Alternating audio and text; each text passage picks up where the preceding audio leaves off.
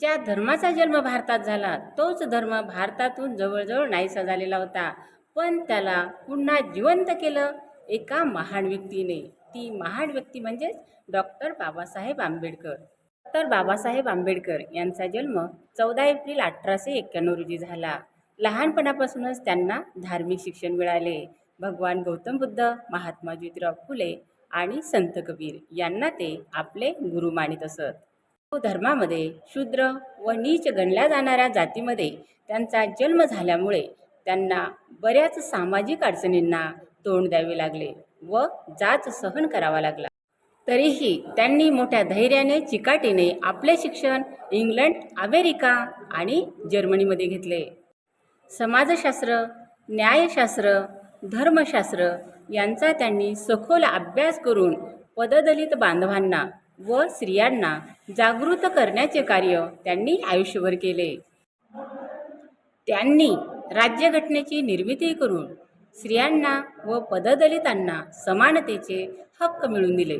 भगवान बुद्धांच्या समता, न्याय, करुणा व बंधुत्व या तत्वावर आधारलेल्या धम्माचा त्यांच्यावर जबरदस्त पगडा होता.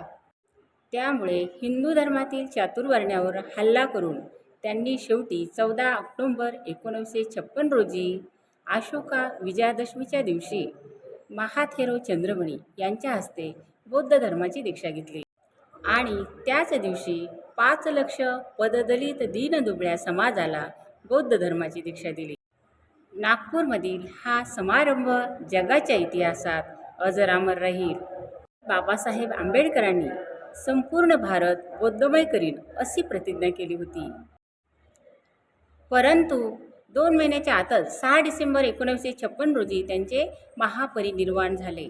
या थोड्याशा काळात देखील त्यांनी आग्रा, चंद्रपूर या ठिकाणी लाखो लोकांना धम्मदीक्षा दिली. बाबासाहेबांनी केवळ धर्मांतरच केले नाही, तर 22 प्रतिज्ञा देऊन अंधश्रद्धा, अन्याय, भेदभाव यापासून मुक्त होण्याचा मार्गसुद्धा दाखवला.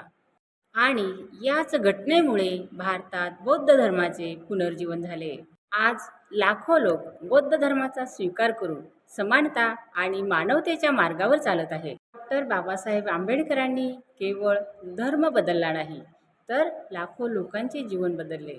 जर तुम्हालाही अभिमान वाटत असेल तर कमेंटमध्ये लिहा जय भीम. आणि अशाच व्हिडिओसाठी चॅनलला नक्की सबस्क्राईब करा. नमो बुद्धाय. जय भीम.